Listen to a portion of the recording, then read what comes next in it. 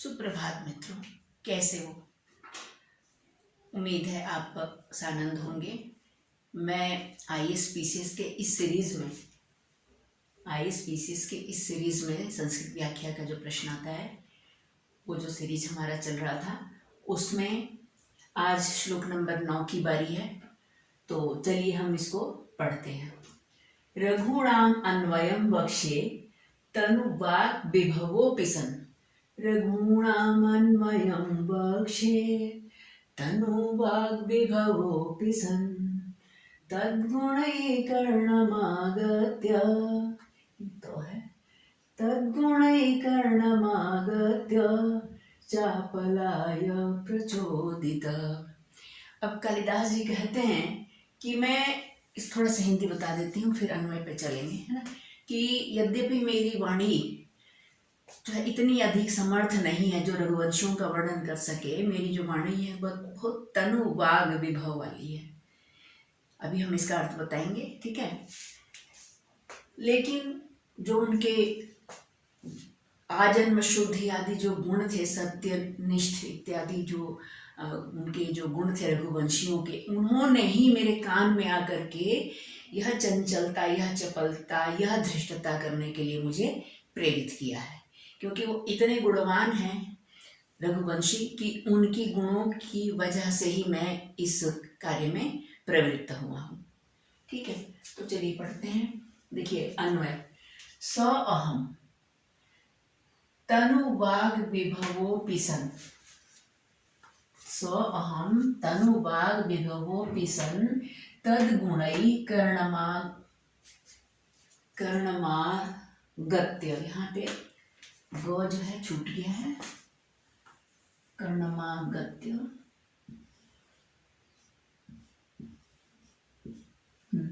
तद्गुणै कर्णमागत्य चापलाय प्रचोदितः सन् रघूणाम अन्वयम वक्ष्ये। ठीक है। तो अब हम इसकी जो है संस्कृत व्याख्या करते हैं। पहले हम इसकी शब्दों से एक बार हिंदी देख लेते हैं। अन्वय कर लिया। तो देखिए स अहम, ये जो है अपनी ओर से इसमें जोड़ा गया है। कालिदास जी अपने आप को कहते हैं कि स अहम, वह मैं, तनुवाग विभवोऽपि सन्। यहाँ पे आया देखिए, तनु माने होता है अल्प, थोड़ा, थोड़ी सी वाग विभव वाला। वाग माने वाणी और विभव का अर्थ है वैभव। थोड़ी सी वाणी रूपी संपदा से युक्त हूं मैं, थोड़ी मेरी वाणी की थोड़ी सी सामर्थ्य है ना। तो ऐसा होता हुआ, थोड़े से वाणी रूपी वैभव से संपन्न, सन का अर्थ है होता हुआ, तद्गुणै, उनके गुणों से, तद्गुणै तेषां गुणै, किनके गुणों से? रघुवंशियों के गुणों से, या रघुवंशियों के गुणों के द्वारा, है ना। ये कर्मवाच्य है। कर्णमागत्य, तद्गुणै, उनके गुणों के द्वारा, कर्णमागत्य, मेरे कान में आकर के, चापलाय माने चपलता के लिए, धृष्टता के लिए, इतनी बड़ी जो है मैं जो धृष्टता करने जा रहा हूँ, चंचलता करने जा रहा हूँ, है ना, उसके लिए प्रचोदितः, प्रेरित किया गया हुआ, सन माने होता हुआ, है ना, प्रेरित किया जाता हुआ मैं, रघुणाम, यहाँ स अहम, ऐसा मैं, रघुणाम अन्वयम वक्ष्ये, मैं रघुवंशियों के अन्वय अर्थात वंश का मैं वर्णन करूंगा। ठीक है। अब हम इसकी संस्कृत व्याख्या देख लेते हैं, है ना। कहते हैं कि स पूर्वोक्त अहम, वह पूर्वोक्त जैसा कि पहले कहा गया है, जैसे अपने लिए कहते हैं, कभी कहते हैं कि मैं तो वह बौना हूँ, है ना, जो ऊंचे वृक्ष पर लगे हुए फल को तोड़ना चाहता है ना। और भी अपने को बहुत हर तरह से वो हीन कहते हैं। यहाँ भी कह दिया इन्होंने कि मैं तो तनुवाग विभव हूँ, अर्थात बहुत तन माने कम, स्वल्प वाणी रूपी वैभव, मतलब वाणी एक वैभव है ना, भगवान का दिया हुआ आशीर्वाद है। तो कम अल्प वाणी रूपी वैभव वाला, थोड़ी सी वाणी की संपत्ति है मेरे पास, उस संपत्ति वाला, है ना। सह पूर्वोक्तः, पूर्व उक्तः, जैसा कि मैंने पहले कहा है, ऐसा अहम मैं कालिदासः कालिदास लब्ध प्रवेश इत्यर्थः, मतलब मैंने इस रघुवंश में जो है जिसने प्रवेश कर लिया है ना। और कैसा हूं मैं, अपनी विशेषता बताते हैं। तनु माने स्वल्प, वाचः वाण्या, है ना, स्वल्प वाणी वाला, वाणी रूपी विभव वैभव वाला, है ना, जिसका प्रसारो यस्य सह तनु वाग विभव।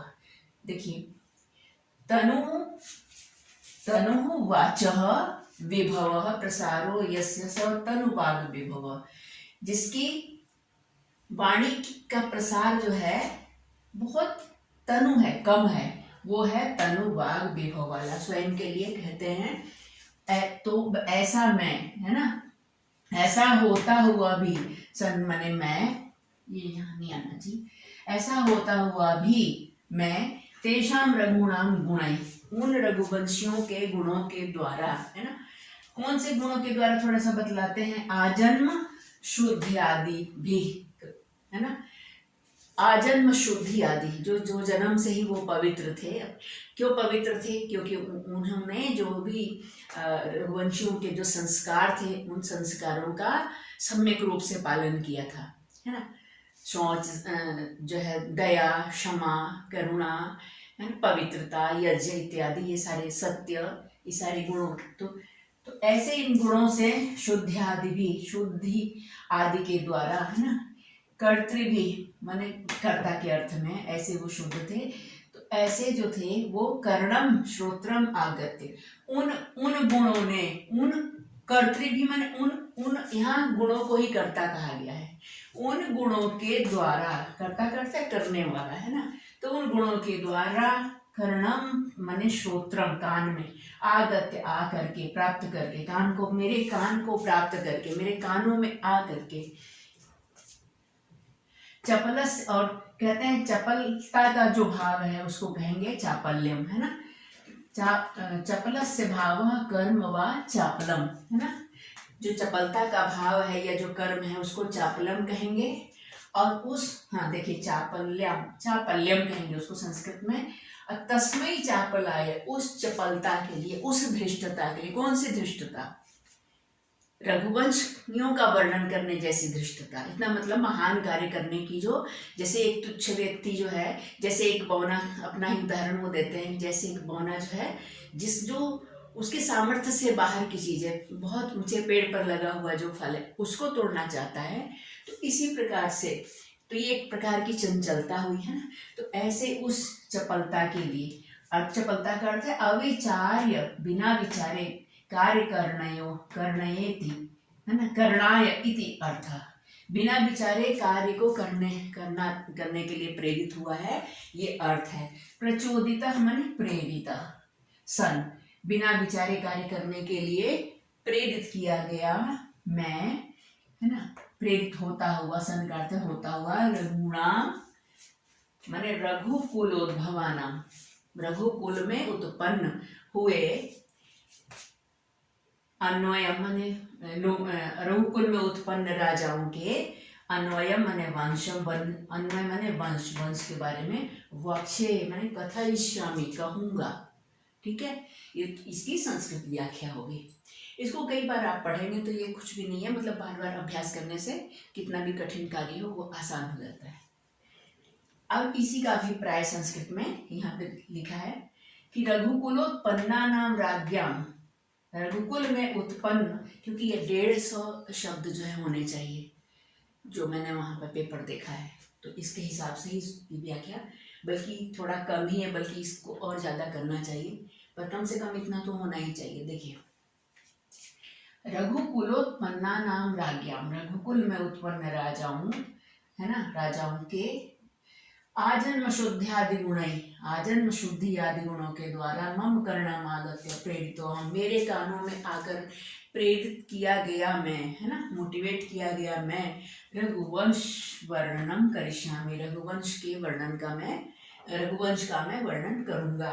न तो स्वबुद्धि प्रभाव, कहते हैं, क्योंकि स्वबुद्धि मैंने अपनी बुद्धि के प्रभाव से नहीं, मेरी बुद्धि इतनी सामर्थ्य नहीं है कि उन रघुवंशियों का मैं वर्णन कर सकूं, क्योंकि इन्होंने पहले श्लोक में कह दिया कि मैं तो तनुवाद विभव हूँ, बहुत कम वाणी रूपी सामर्थ्य से युक्त हूँ। मेरे पास बोलने की, मेरी वाणी, मेरी बोलने की, लिखने की जो भी क्षमता होती है, जो भी क्षमताएं एक महाकाव्य को लिखने के लिए होनी चाहिए, उससे उसमें मैं बहुत ही दीनहीन हूँ।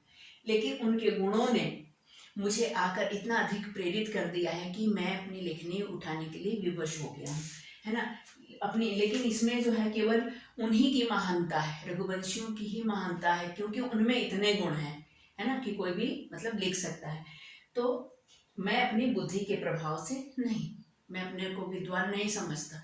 जितने भी महान कवि हुए हैं, लेखक हुए हैं, उन्होंने अपने को बहुत ही दीनहीन प्रस्तुत किया है और संसार ने उनको जो है सिर माथे पर रखा है। तो जो ऊंचे लोग, जो महान लोग होते हैं, उनकी ये पहचान होती है। ठीक है, अब इसके अनुवाद कर दिया है। देखिए, यद्यपि मेरी वाणी की सामर्थ्य अल्प है, फिर भी मैं पूर्वोक्त गुणों से युक्त रघुवंशियों के कुल का वर्णन करूंगा, इसलिए कि उनके जन्म से पवित्र आदि गुणों ने मेरे कान में आकर प्रेरणा की है, प्रेरणा दी है। अब समास देख लेते हैं। देखिए, वाचाम विभव, वाग विभव, ठीक है, ये भी लिखना जरूरी है।